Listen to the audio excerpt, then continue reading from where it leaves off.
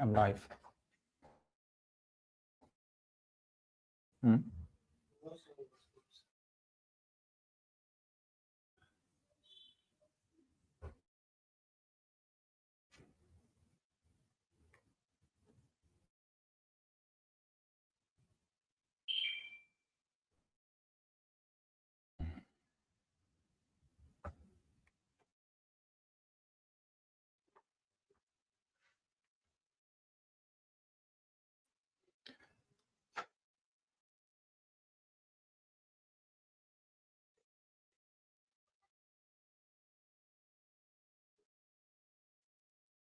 This is a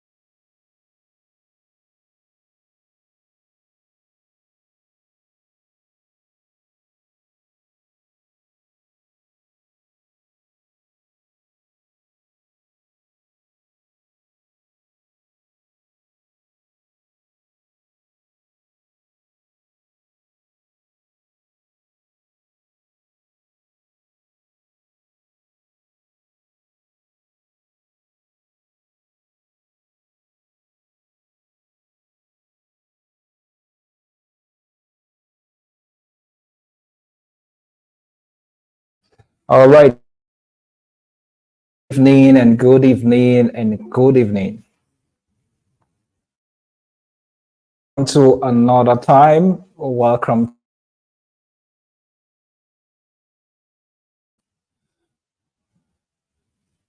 to another beautiful. I'm excited about today as well. That's since we started uh, the twinkle of an eye, third week of the virtual protocol mentorship session. We are gradually coming to the end of this particular session. So go ahead, look up for the link, share it, and let this session is a very important one. And I wouldn't want any of us, I wouldn't want any of us to miss this session. So go ahead, invite everyone you know,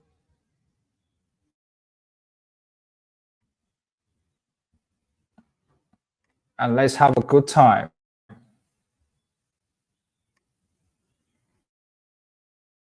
And let's have a good time.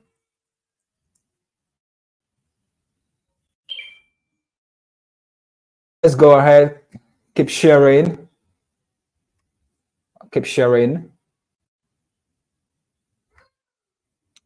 Let's keep sharing. Let's keep sharing.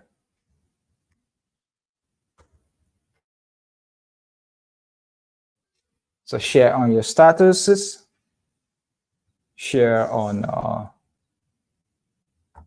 your platforms. Wonderful time tonight. All right.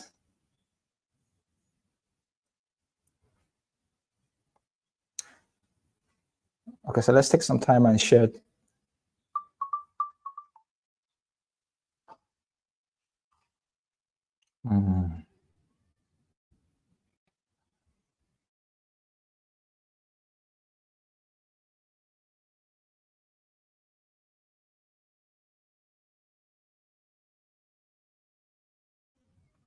Good evening, Marlene.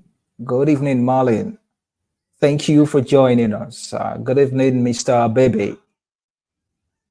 So let's go to the group and inform everyone that the session has kicked off.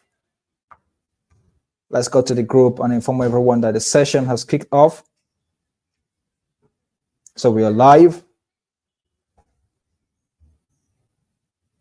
Let's do that quickly. I want to believe that your week has been fantastic. I want to believe that your week has been full of productive activities. So let's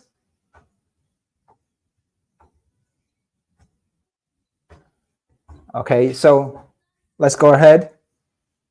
So today we'll be looking at something very important as we continue. So today is going to be one of the last sessions of the virtual protocol mentorship session. And next week, Friday, that is going to be the final day of the session. You will have the opportunity of speaking, right? So the session will be on Teams. The session will be on Teams. So start getting prepared for that. Start getting prepared for that. So we'll all come online. Or which of them do you prefer? Do you prefer Zoom or you prefer Teams? All right. So we can all be part of the question and answer session. Then I will have the opportunity to see your faces as well. Okay, I can see Ann Janet Harp saying grace, peace, prayers, and blessing everyone. Thank you, Ann Janet Harp, for joining us. Okay, Ann Janet says Zoom. Marlin says Zoom. Oh, awesome, awesome. Okay, we'll still ask the question in the class anyway, so that we can have ample time to have interaction. It's still going to be the same time, opportunity to see ourselves and interact more and more. Okay, so before we go into the session for tonight, I would want to the learning experience. How has it been? Just briefly, briefly, before we go into today's class. Today's class, it's let me not make you scared. A little bit technical if you haven't really been doing what we're about to say today, but I will let us know why it's important that we as protocol professionals, as those who are in the protocol industry, also get to understand these aspects so that we won't be taken unawares, more especially if we are the only ones working with our principle and the things that we need to do as protocol professionals. So how has the experience been so far? How has the experience been so far? Okay, so let me get your response quickly from the very first day, the very first week to the second week, and now the third week. So share your experience briefly with me, but then we will have the opportunity to do that. Everybody is going to speak next week's session, which is the last session, right? So, but someone should just type in the chats. How has it been so far? How's it been so far? Okay.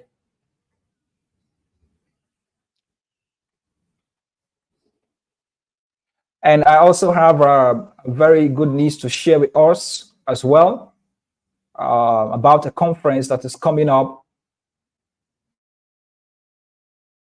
10th to 11, from 10th to 11, organized by the International Center for Protocol and Diplomacy magazine, and Marias and Madonnas, and many other organizations putting up that World Protocol Matters online conference. If you will follow me on Facebook or LinkedIn, you would have seen me post it and send the link. Okay, Marlin says it has been a phase of immense learning, learning and relearning. Great, great. For those of you who have attended my sessions before now, you can attest to that, all right? Dinsa says, welcome everyone. So let's go ahead, share it, and and Janet says, love your enthusiasm about everything protocol. It has been very informative. Thank you so much, and Janet, for those very kind words. Okay, so let's go straight into what we have today. And sometimes most of the things that we'll learn, it's not because they are new things, right? It's not because they are really new. These are things we know. These are things that we come in contact every day, we encounter every day. But the beauty about learning these things is that it gives you a fresh insight, a fresh perspective about what you are learning. And it makes you come to a place of understanding that I need to really take these things serious. And these things really matter in society. These things really matter in my professional journey. These things really matter if I want to become a true professional in any field I find myself, not just as a protocol professional. So it cuts across all borders. And that's why we are looking at, okay, the Insta says it's very nice and warmly understood the protocol order. Thank you so much. And that's why today we are looking at business etiquette and professionalism, right? We're looking at business etiquette and professionalism. And the second session of this tonight will be on executive protection and overview. Now, if you recall, in the first session, when we're talking about the role of the protocol officer, introduction, the importance of protocol in organizations, the importance of protocol. One of the things I mentioned was the fact that protocol professionals don't work alone. They work with other teams and they ensure that the coordination of all these teams is seamless and smooth in order to have a great event. Now, this event might be a banquet. This event might be a cultural exhibition. This event might be signing of a peace agreement, signing of, a treaty, as the case may be. It may be official visits by heads of states, heads of governments, government representatives, and officials to different places. Excuse me. Whoa.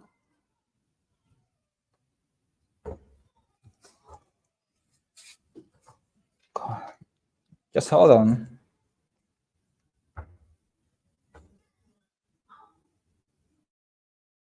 Oh, hold on. Sincere apologies. Oh.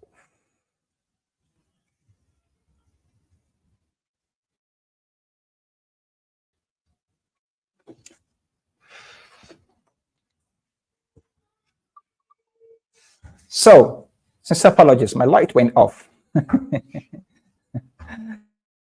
So, these visits might be, or these events might be visits, state visits, delegation visits. All we're trying to say is for that event to be successful, protocol officers need to work with other teams. They need to work with the logistic team. They need to work with the welfare team. They need to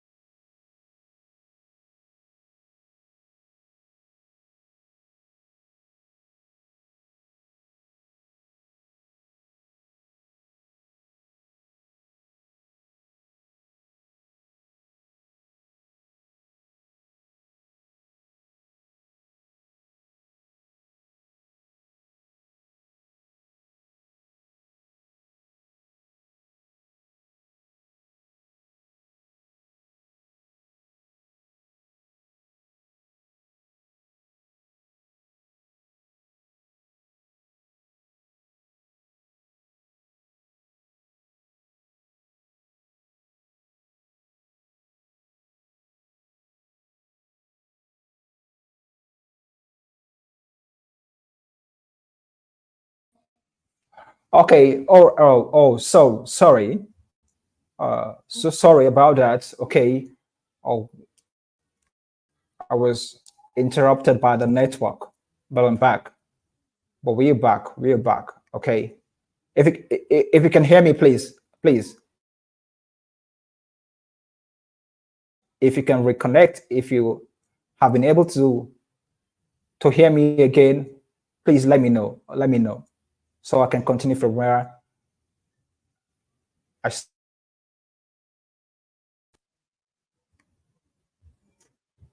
If you can hear me, let me know. Type in the comment section that you can hear me. Let me know you're still with me.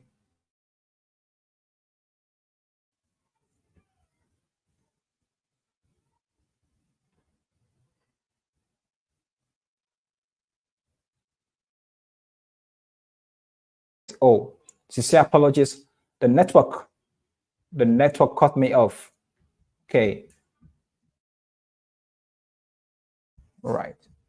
So what I was trying to say was the role protocol plays with other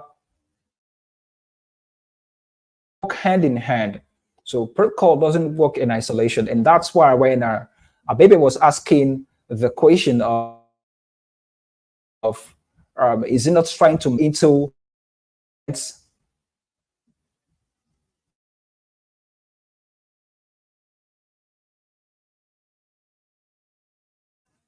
so I was trying to explain to us the other day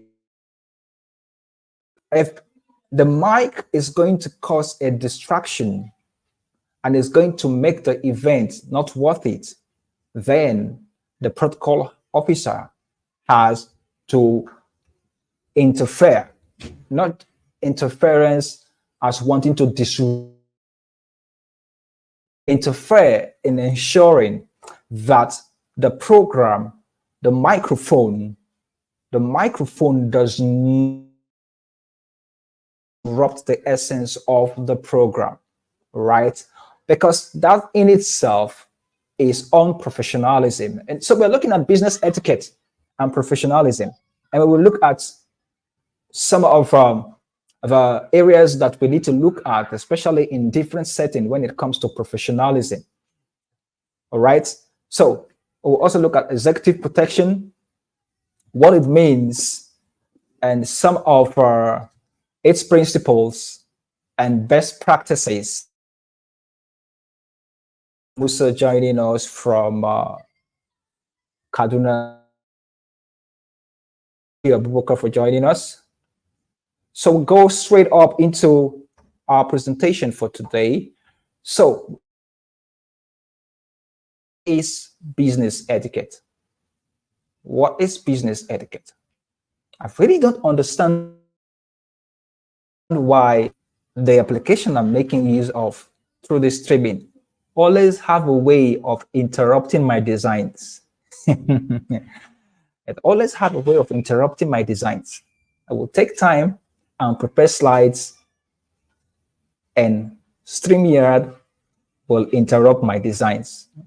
I have to make this as a report to StreamYard. Okay, you're supposed to enhance my designs, but you keep on interrupting. But all the same, let's take a look at what business etiquette is. Of course, we say that it is the expected behavior in professional.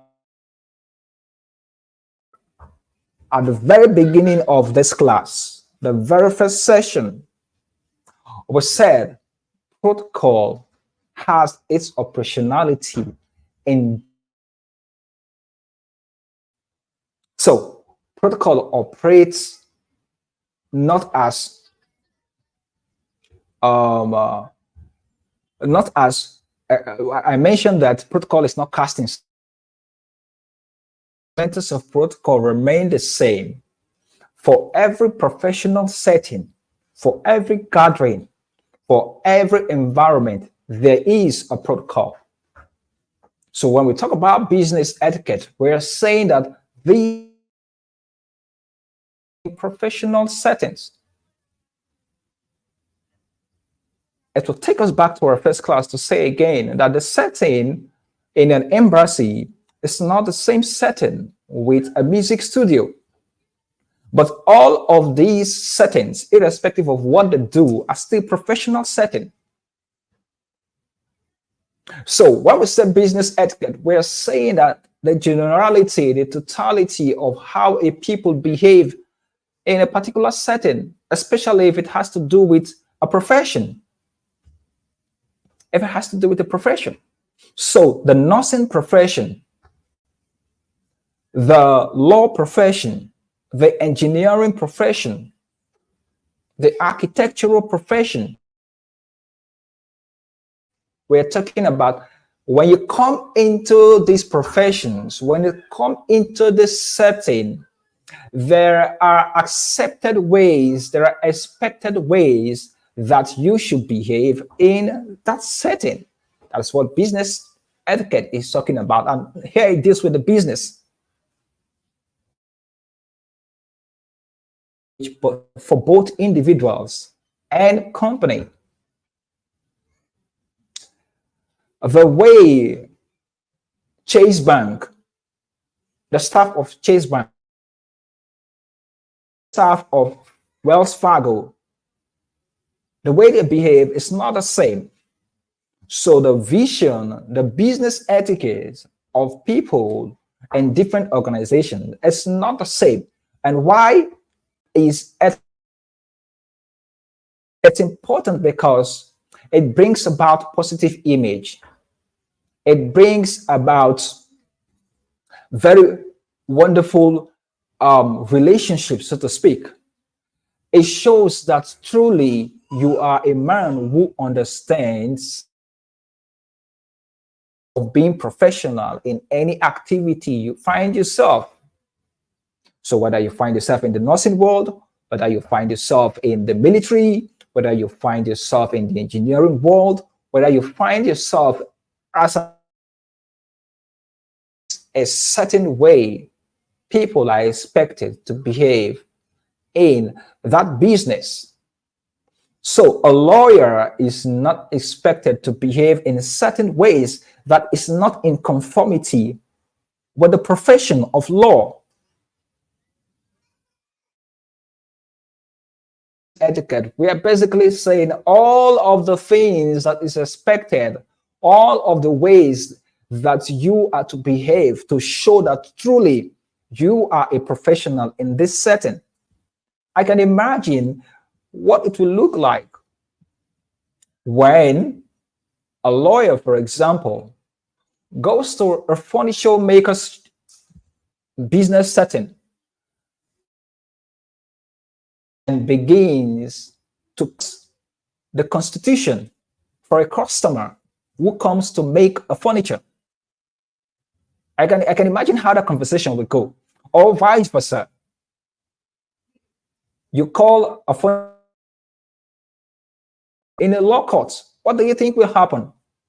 And that is why in each profession there is what sometimes they refer as the code of conduct in this profession.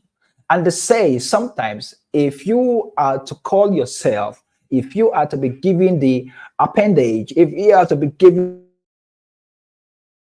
the honorific, a law, a senior advocate, you would have gone through series of trainings, through series of learning, and through series of rigorous works to make sure that you have gone through the process. A professional in that industry. So it is expected that when you come in,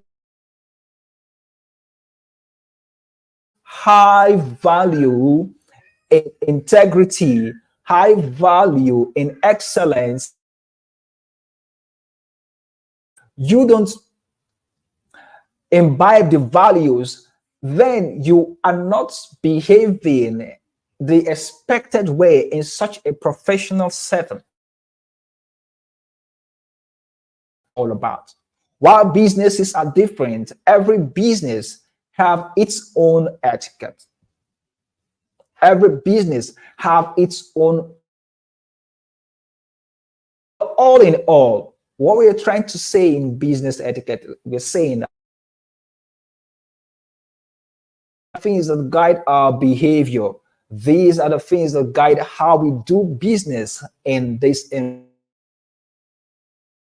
positive image for both individuals and company. Are we following this? Are we following this? Are we following? Right. Are we following?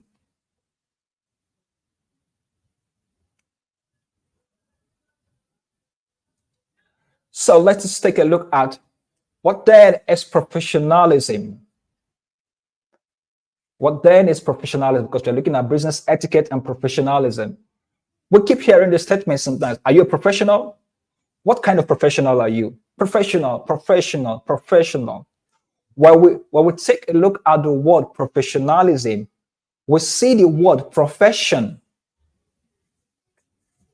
And when we add the word nalism, we are talking about a man who has taken up a body of knowledge and is so vast in that body of knowledge that he can tell you things that you don't know.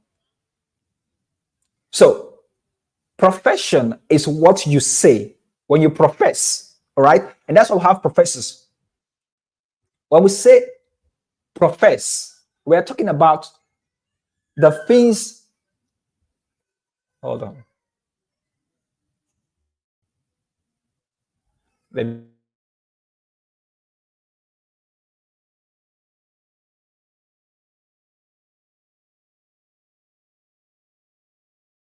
So when we talk about profession, we're saying that when they say you're a professor of law, it means that you speak law, you you you churn out valuable knowledge in law. So anything they call you a professor at, it means that you are a body of knowledge, right?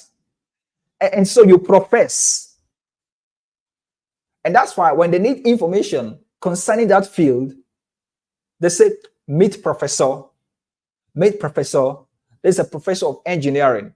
This is a professor of architect. There's a professor in nursing, a professor in law, a professor in this and that.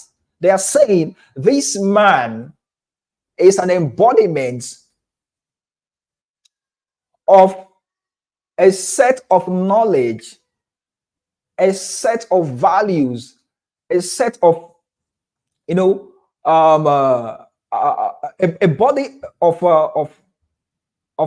not, let me put it that way, a body of knowledge. And that's why they are respected when they speak. Okay. So I'm trying to explain profession before we go into professionalism. But then when we say professionalism, we are not saying that it's a set of characteristics that displays your working ability to be hardworking, dependable, respectful, to be a dependable and respectable individual in the formal context. So when we talk about professionalism, we're talking about all of the things that guides what you do. All of the things that guides what you do. These things that guide what you do include your characteristics. These things that guide what you do include your ability to work. And then that you are dependable and a respectful individual in any setting. So professionalism talks about these characteristics. You say you're a professor. You say you're a professor of any body of knowledge. And then when we look at you, you don't possess characteristics that displays your working or your hard work or your knowledge of what you have said that you are, or what you have professed that you are. You are not dependable, you are not respectful, and you don't show that truly this is who has always told us he is this or that. So, and that is why When you call yourself a professional, it is required.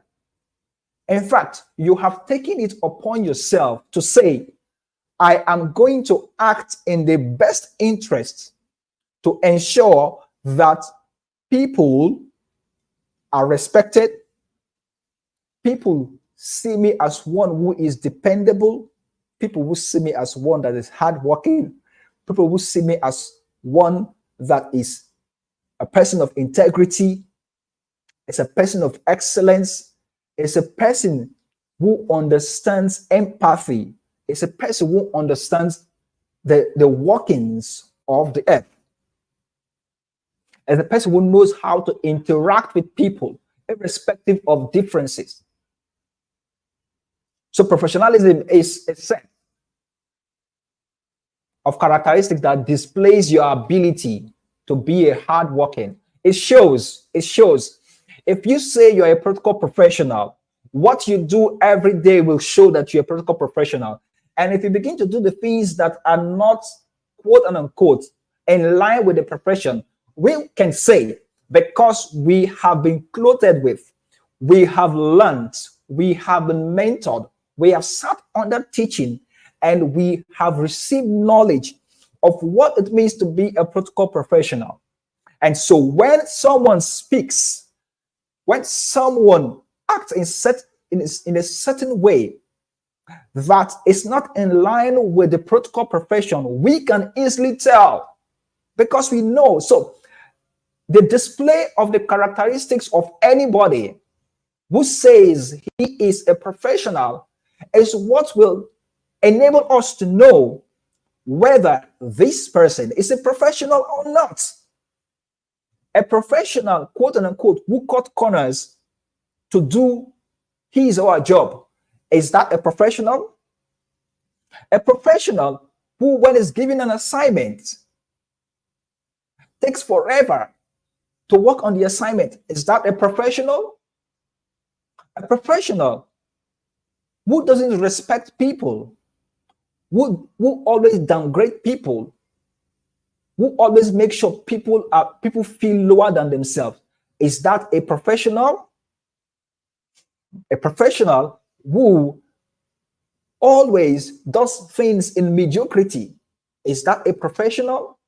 Is that the characteristics of what we say we are? That is the acceptable thing. So when we say professionalism, we are talking about those values, the values that we see around you when you conduct yourself before men and women, when you conduct yourself before business partners. Can we really say you are a professional? When we say you're a professional banker and you aid and abet money laundering, are you a professional? Is that professionalism in display? So when we talk about professionalism, we are talking about this set of values, this set of characteristics that displays your ability to be a hardworking, number one, dependable and respectful individual in any context, in a formal context. Whether formal or informal, you're expected to exhibit at every point in time a level of professionalism. And what does it say further? It says it involves the conduct, the aims or qualities that characterize or mark a profession or a professional person. If you are an engineer, you are in the construction industry, and you don't follow the standards of road construction, building construction, and any other kind of construction, would you call yourself a professional? That is an unprofessional thing to do. So when we say professionalism, we are talking about these values, these characteristics that defines a profession, that defines an individual. So it involves the conduct, aims, qualities that characterize or mark a profession or a professional person. We are all professional in our own right. So when people look at your conduct, When people look at the things you say things, how you treat people, how you handle matters given to you, how you handle your job, will they say you are a professional? And that is why the subject of business etiquette and professionalism is very important. So we can also use the time to reevaluate the things we do in our different workplaces. When they say work closes 4 p.m., do you go before 4 p.m.? Do you try to dodge assignments? This is what professionalism is talking about. Do you stick your head to the job and say, this is the assignment, it must be completed? Or you run away from the assignments? That is a brief concept about professionalism. Or we say professionalism, we are saying what you profess. We will know you like the Holy Bible talked about, saying that we will know you by the things you do. We will know you by your works. So if you say you are a professional protocol practitioner,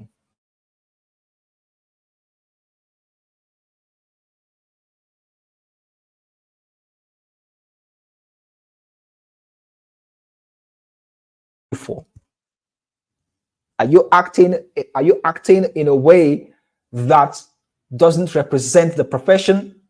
And that's why sometimes you hear the word. I don't know if it is the same with you in the countries you are right now. You hear quack doctor, you hear charge and bail lawyers, you hear fake engineers. When you hear those words being added to professions, that is to tell you those persons are not they're not really professionals.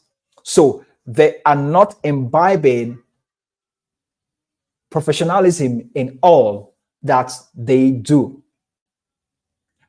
Do we get this part of it? Do we get this part of it? Okay, Dinsa says, well, so the protocol procedures, ultimate networks in business and other organizations, that it is a norm for any organization that need to pass through. Okay, are we following? Are we following? Are we following?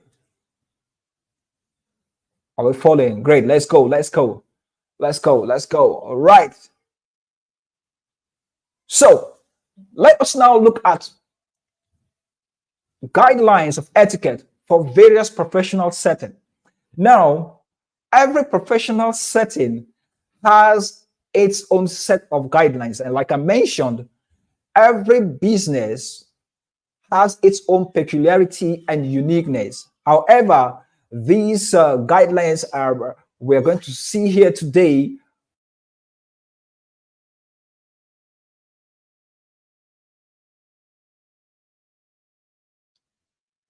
these guidelines cut across various settings. All right, so we look at etiquette guidelines for various professional settings. Hold on a little bit. Let me take some water. Just hold on.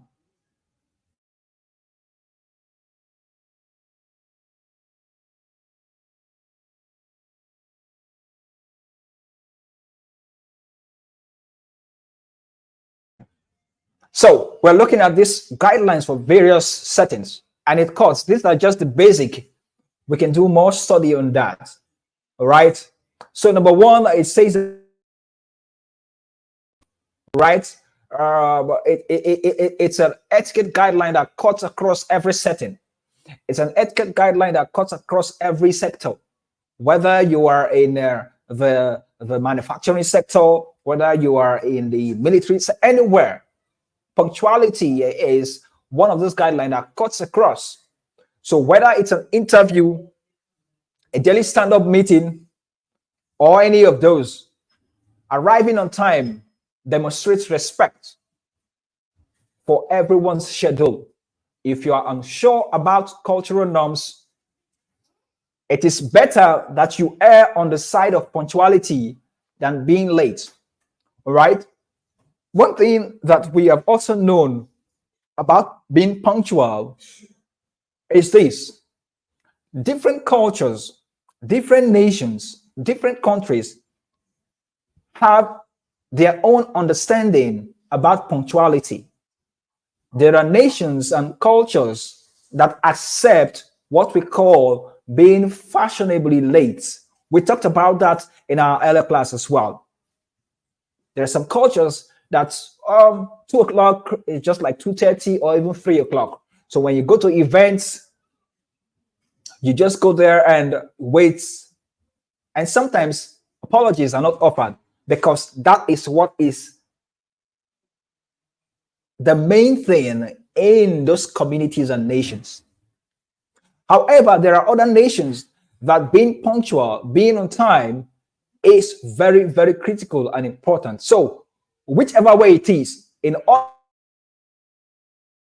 err on the side of punctuality. Be early, irrespective of what the people think, what they think about time, or what they don't think about time. But this is, and these are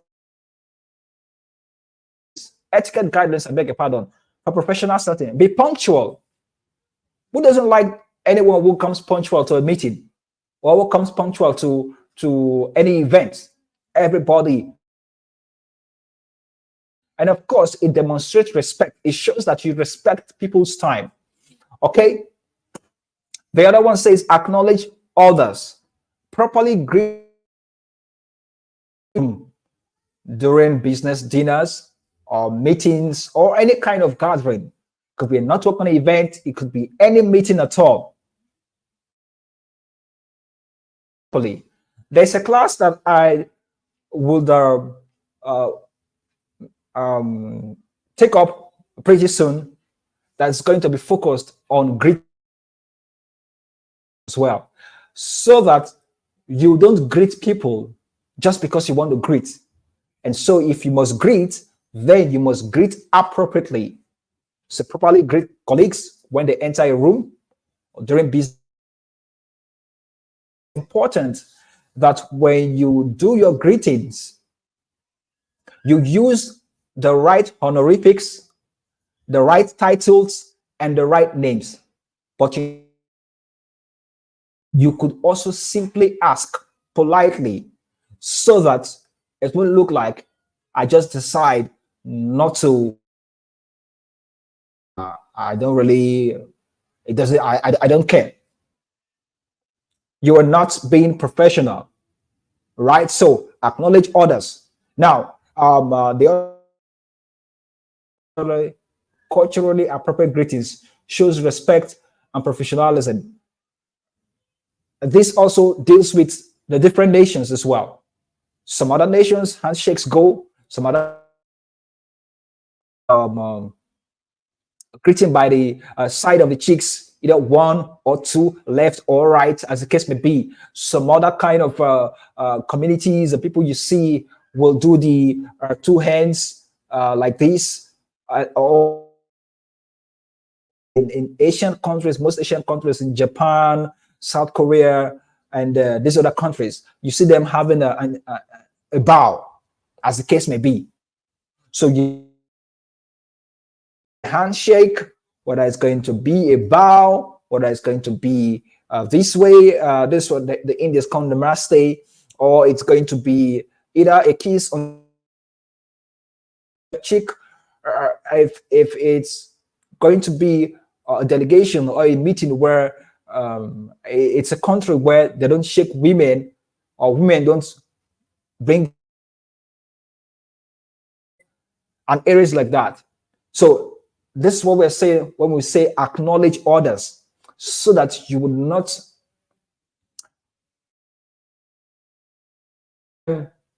unintended mistakes, disrespect the other persons. So these are guidelines for various professional settings. One of the etiquette people dress appropriately. We cannot overemphasize on this.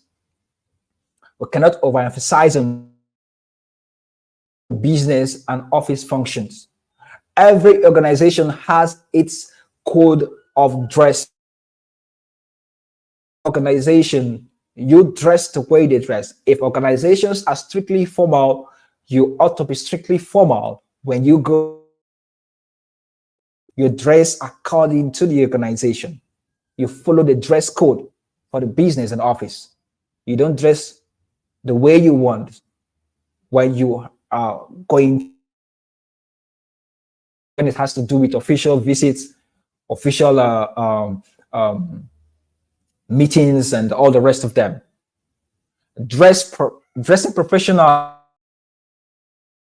first impression and reflects well on the company.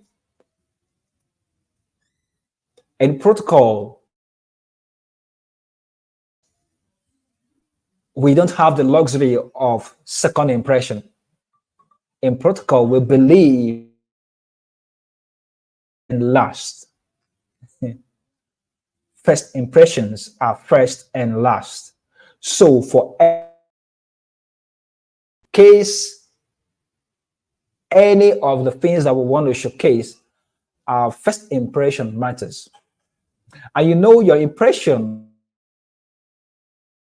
factor whether the person will continue business or will not continue business, or will continue the meeting or will not continue meeting. Sometimes they may not necessarily leave the meeting, but do as protocol professionals, because we understand etiquette guidelines for various professional settings, we try as much as possible to ensure that when the guest is visiting or anybody is visiting, or we take into consideration all these things so that it will not deflect the essence of the visit. It will not deflect the essence of the visit. You, but your first impression has already disorientated, made him begin to think different things instead of focusing on the business. And that's why protocol professionals are bridge builders.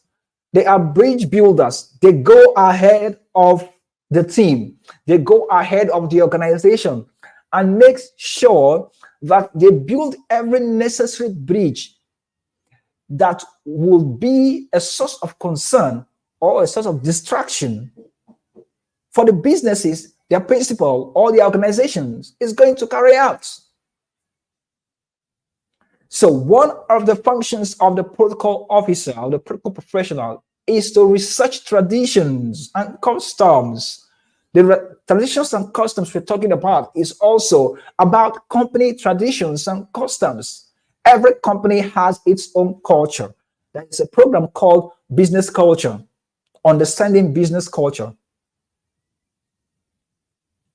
You need to understand that different businesses have different culture. And we know what culture is, the way of people of life, the way and manner people behave. It is the same with the business. So one of the business cultures that cuts across every business is about dressing. And that's why you see different organizations have different business cultures. And one of those business culture is the kind of dress they put on when they go to work, when they have their meetings, and when they do their transactions, as the case may be. So dressing contributes professionally, and of course, it shows a positive first impression. Positive first impression. I'm going to be seeing you for the first time next week on Friday on Zoom. I expect that you should come and give me the best of impression. Is someone following me? Is someone following? Is someone following? Is someone following? Okay, and Miriam is here, has joined us as well. So I expect, you see, one of the things that deals with dressing is the fact that people think that when we're talking about dress, it's only when you go to the office.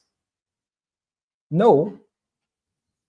When we are online, in fact, the world has made it that as we are online, I mean, when you come up online to show yourself, especially in a meeting, you ought to dress professionally as well to show your level of professionalism as well. It is part of etiquette guidelines for professional settings. It is. So when I'll be seeing all of us online, and nobody is permitted not to show his or her face. You've been seeing my face for the past 3 weeks. Everybody will show their faces.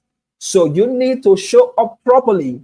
You need to show up with the best of you. And I believe it will continue. Let's go ahead. Respect shared spaces, build emotional intelligence. Respect shared spaces. When you are in a professional setting, you should be mindful of people's spaces. Even your space. When you check some spaces, you will see that these spaces are kept and not clean. They're not properly arranged. So be mindful of common areas like the conference room, break rooms, restroom. Ensure you keep them tidy and be considerate of others. Some persons go make use of the restroom and they mess it up. Come on, that is not a sign of professionalism. Right? So respect shared spaces. If a colleague is sharing a desk space with you, respect that space as well. Always ensure it is tidy. Always ensure it is clean. Build emotional intelligence. In this particular etiquette guidelines, I will also add build emotional and cultural intelligence. It is not just enough to build emotional intelligence, but also cultural intelligence. The world is a diverse place today, and people from different communities and different countries now work together. And the last class, I told you I work with a group of professionals from Uganda, Kenya, and different parts of Africa. As much as you build emotional intelligence, your emotional intelligence should transcend to cultural intelligence. In fact, a blend of these two will make you a very, very awesome, wonderful, fantastic professional. Understand and manage your emotions effectively. Being emotionally aware helps you navigate professional relationships and situations. Understand people. People's emotions are not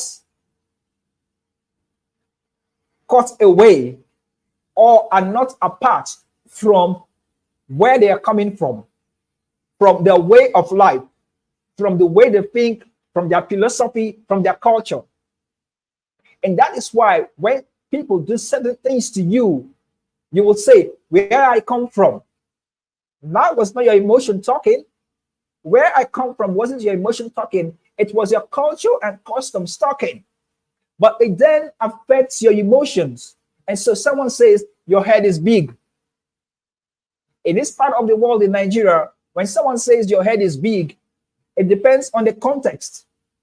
It is either the person is giving you a thumbs up and saying, man, your head is big, like you know things. Or the person is saying in another context that you have a big head. It means that nothing is inside. We could say coconut head.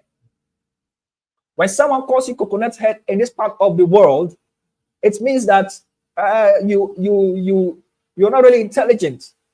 But some other parts of the world, when they say you have a coconut head, it means that your head is strong and that you can take things. So once you understand cultural intelligence, once you are culturally intelligent, it will help build your emotional intelligence, especially in interacting with people who are of different cultures in your organization. And not just people from different culture. Our backgrounds, even in the same country, it's not the same. So each unit, each family, each individual has his or her own experience. Now, because those experiences are not the same with yours, this is where your emotional intelligence comes into play. It will help you have beautiful relations with people. Are we following?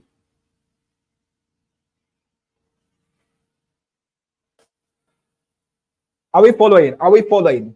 As we begin to round off quickly. Any questions so far before we go into the next session on executive protection? Any question so far before we go into executive protection? All right, Charles, go ahead quickly before we go into executive protection.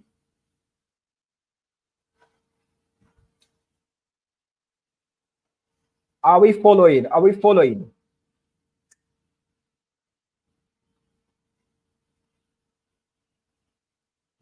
Okay, let's go.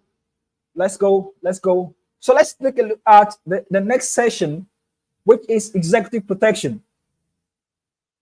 Which is executive protection. And what is it all about? It's all about protecting executives. It's all about protecting people who we work with, our bosses, people who are CEOs, company executives, directors, and call them.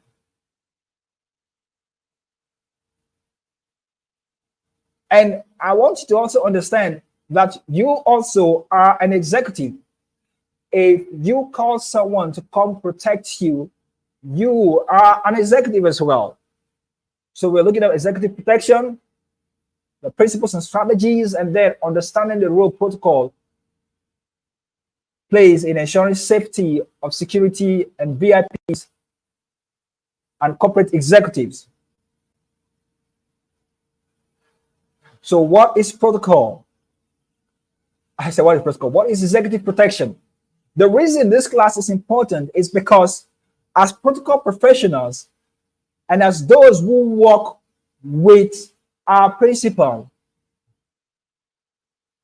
we may at some point in time, if not all the time, be first respondents to any emergency that happens with our principal. And when you work with your principal and you don't have this security consciousness in you, how would you protect your boss? How would you protect your chief executive officer? How would you protect who you work with? It's very important. It's very important. And that's why I will always tell my team, anytime I teach, I'll say, I'm a double agent. The reason I'm a double agent is because, one, I'm a protocol professional. Number two, I'm an executive protection professional. So I can put on the cap of an executive protection professional when working with my principal in any location. I will also work as a protocol professional. But then the environment will determine which of the agents I'm going to put on. Am I going to put on the executive protection agents, or I'm going to put on the protocol professional? It's important because you might just be the one to make the difference in the life of your principal and the life of your boss and the life of that chief executive. And one of the roles protocol professionals play is that they help liaise with the security team to ensure adequate protection for your VIPs visiting your organization, as the case may be, vice versa. So protocol professionals liaise with the security team. They get to know a number of things, which I will share here with us, so that you will not just be a novice when an incident happens. When a security incident happens and you are aloof, you don't know what to do. You are jittery like every other person who is running helter-skelter, scampering for safety. That is not what is expected of you. All right? We're not saying go carry guns. We're not saying go carry, all of those things, weapons. But we are saying, as much as you work with your principal, 2 seconds, 1 minute, 3 minutes might just be the difference that could either keep your principal alive or dead. When it happens that way and you are the one with your principal, what do? This is where the consciousness of executive protection comes in, while you also do your job as a protocol professional. Are we following this gist? Are we following this gist? Are we following this gist? Somebody chats put in the comment section, I am following this gist. Are you following this gist? Oh, I need you to respond quickly. Are you following this gist? I'm hot. I want to bring down the house, right? Somebody type in the comment section, I am following this gist. Hey, somebody type, I have put on the spirit of executive protection. So my eyes are alert. My consciousness is at code amber. All right. So what is executive protection? It is also known as close protection, and is someone who aims to ensure the safety of individuals, referred to as principals. I'm sure you must have been hearing me say principal. The principal here is the executive. The principal here is the person you are protecting. You aim to ensure the safety of individuals. And that's why I say you also can be the executive. If you want your safety, you can employ the services of an executive protection. You can employ me so that I will be your executive protection professional. I will be your close protection agent to ensure that you are safe. And not just you being safe, but your family also. So it's multifaceted, it's wide, but for us, we just want to have an overview. You can see the picture here. That is me standing in front. That is me, the first guy you see there. And of course, you see the two men in the middle walking behind me. And then you see another guy putting on suit. You see the guy that his hands are open a little bit. That guy is another executive protection agent, where we are protecting these individuals, these executives, these VIPs, when they were attending an event. Is somebody following what I'm saying? Is somebody following what I'm saying? Kai. Oh, my father. I'm hot. Abebe says, can an individual have two roles as a CP and protocol officer? Yes. I am a clear example. I can function as a close protection officer and a protocol officer. I have knowledge on both areas. It depends on the context I find myself that I will switch moods. But even in that setting, because I'm someone who is conscious of security and safety of my principal, at every point in time, I will not let my guard down while still doing my job as a protocol officer. And that is why I am always in the event planning team, so that I will always also liaise with the security professional in the team.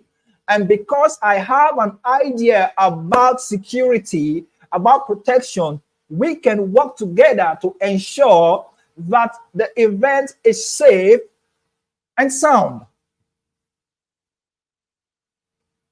Mr. Bebe, did I answer that question very well for you? So yes, an individual can become. Let's go ahead. What are the roles of the executive protection officer? What are the roles? Their primary goal is to prevent loss, damage, injury, or death to the principal. Primary role, to prevent loss, damage, injury, or death to the principal. The responsibilities include planning and executing strategies to keep the client and their family safe. These are things that we will go in depth when we go to a class that is specific for executive protection. Then we can share deep insights about executive protection. One of the things they do is that they do risk assessments, threat analysis, and vulnerability assessment. Oh. How many of us want to learn executive protection? How many of us wants to learn executive protection? Then we can have a special class for executive protection. But I'm just bringing in this so that we can have an idea, right? This says protocol is about safety and modern communications, right? Okay. So these some of the functions, the role of the protocol officer, of the close protection officer, or the executive protection officer. Their primary goal, number one, is to prevent loss, damage, injury, or death to the principal. They include planning and executing strategies to keep the client and the family safe. What this is said is these people take the time to plan. They don't just take the executive, they don't just take their principal to a particular place like an ordinary man would do. Before they go there, they ensure they look out for every possible threat. That's why it says they do risk assessment, threat analysis, and vulnerability assessments. This place we are going to, how safe is it? When something happens, how do we respond? How do we ensure that our principal does not have any kind of loss, does not sustain injury, and the worst of all, does not experience death? What are the principles of executive protection? Of course, risk is part of it. They understand and manage risks that are specific to the principal situation. No two principal is the same. Every principal has a different level of a risk attached to the principal. The risk level of Elon Musk, Bill Gates, Mark Zuckerberg, what's his name? Twitter, what's his name? TikTok boss, TikTok CEO. Those guys' level of risk are high level risk. When you talk about you and I, our risk are low level risk. So the level of your risk, the level of risk is proportionate to the level at which those people are. So you see, high net worth individuals, the executive protection team manage the risk specific to each situations. So for every principal they meet, the risk level is different. And what they do is they manage the risk of this principal, whether high level or low level or mid level. They also gather intelligence. One of the principles of executive protection is intelligence gathering. What this means is that we gather and analyze information to make informed decisions. We gather information, intelligence, before the principal visits anywhere, any location.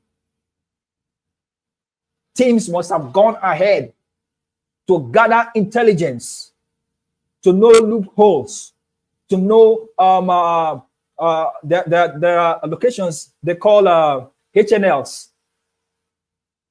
These are things that we'll talk deeply in those classes.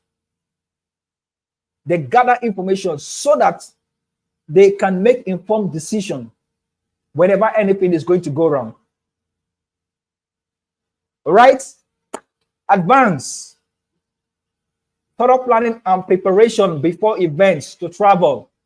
You have the advance team. What the advance team is to ensure that they go ahead days, months, weeks before the event and carry out all of the planning. The protocol team is always part of the advanced team. The executive protection is also part of the advanced team. The security guys and everybody, they're part of the advanced team to ensure the safety of the principal. It's a thorough planning and preparation before events or travel. Location, adaptive methods. based on the environment and context. Every environment has its own way of operation. So if you're going to Mexico City, if you're going to Mexico City, if you're going to the Caribbeans, if you're going to Colombia, if you're going to Nigeria, if you're going to Ghana, Kenya, and all of these places, each of these environments have different patterns, different ways. So you need to adapt to the methods of how this environment is so that you will be able to navigate through this environment when your principal visits. So these are some of the principles of executive protection: risk, intelligence, advance, location. Okay. Quickly, as we run up, because we're already gone. What is the role protocol plays in ensuring safety and security of VIPs? Of course, I'm talking about risk assessment and planning. Protocol teams, along with the executive protection team, conduct thorough risk assessments. If you take a look at this picture also here, this is another high risk executive that we also did protection for during one of his occasions. And those, you see me there, you see somebody behind, and you see another one beside. All these guys wearing suits. I'm the one wearing glasses there. We do risk assessment and planning. What we do is to identify potential threats and vulnerabilities specific to each individual. So before we came here, we also did risk assessments in collaboration with other security agents to ensure that our principal, the man in white, is our principal, and we were to ensure that he is safe. So one of the things protocol does is that they create customized security plans that addresses this risk that we'll be able to get to find out, considering factors like individual status, affiliations, and of course the geographic location. I mentioned it previously. No two environment is the same. That you had a successful executive protection project in Atlanta, Georgia, does not mean that you will have it in Nigeria. The terrain, the geographic location is not the same. So you have to adapt based on the individual you are protecting and the location as well. Physical security measures, of course, secure transportation. VIPs and executives often require safe transportation.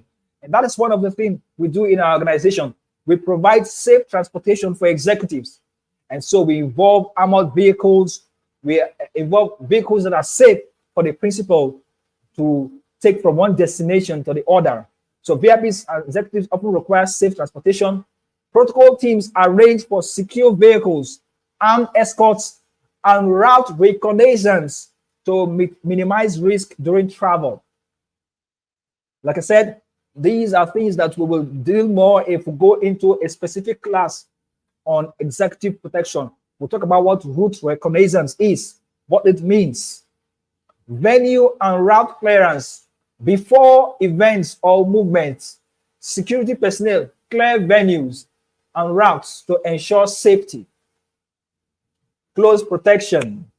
Trained professionals provide close protection to VIPs, monitoring their surroundings, and responding swiftly to any threats. So whenever I'm with my principal, I don't doze off. I make sure that my eyes are shining like the lights to ensure anybody who is out there to do certain funny activities will be able to deal with it at any point. Reputation management. VIPs and executives often have public profiles. Protocol teams safeguard their reputations by preventing security breaches, leaks, or compromising situations. They also handle media interactions and ensure that sensitive information remains confidential. Protocol officers, protocol professionals are one of those set of persons that deal with confidential information. And so at every point in time, they must ensure that information about their principal doesn't go out. Even if they know the information, they keep it. It's all about reputation.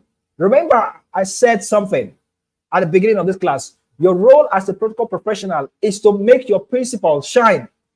And this is where reputation management comes in. Your role is to make your principal shine. So at every point in time, you will, as much as possible, in fact, as a matter of rule, ensure that confidentiality is always there. You manage the reputation of your boss. You manage the reputation of your executive. You manage the reputation of who you are serving.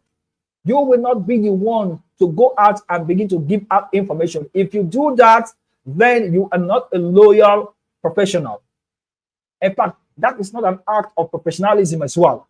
Because in our role as protocol professionals and executive protection professionals, one of the roles is that we are loyal to the core. And we do everything to ensure that the principal's image is managed appropriately.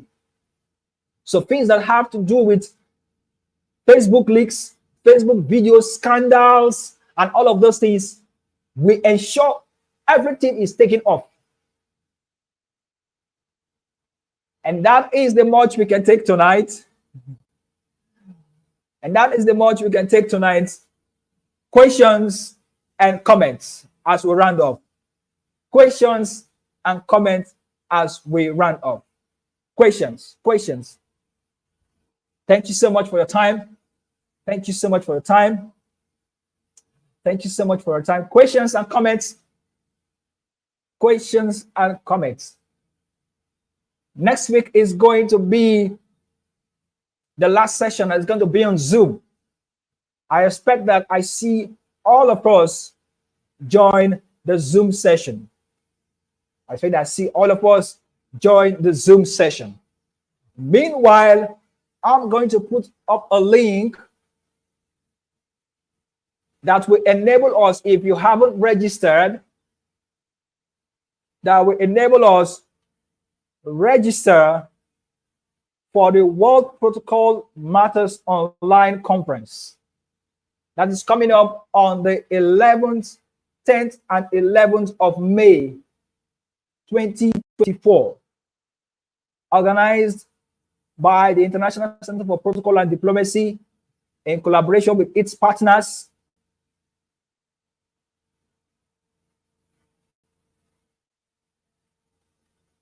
I'll post the link here. If you have not registered, please go and do so. Right? As part of the benefits of this platform that will open you up to opportunities. So I'm posting the link here. I'll also post it in the group. If you haven't registered, please register and be part of that conference. Register and be part of that conference. It's important that I see all of us in that conference. Very, very important. Very, very important. I want to see all of us in that conference because it's part of the growth process. Questions as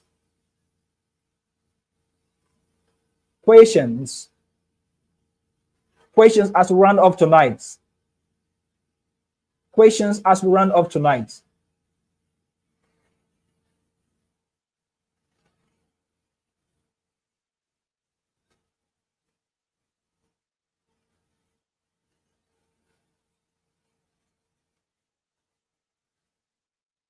Okay. Please, I want you to go to the chat room and also see the link there and register. And of course, if your questions are not coming here, you can always ask the questions in the community, in the WhatsApp community. and I will be there to answer your questions.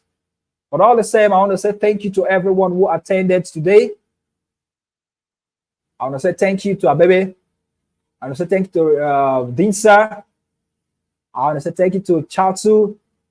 I want to say thank you to Miriam Mukhtar. I want to say thank you to Anjanet Hap. And of course, Marlene Odwo. And Abubakar as well. Abubakar Muhammad Musa. Oh, Sharon said the network is not funny. Quite unfortunate. All right, I want to thank everyone for joining tonight. The link for the final session will be posted in the group, and it's going to be a Zoom session where we'll have an opportunity to ask all the questions and make comments.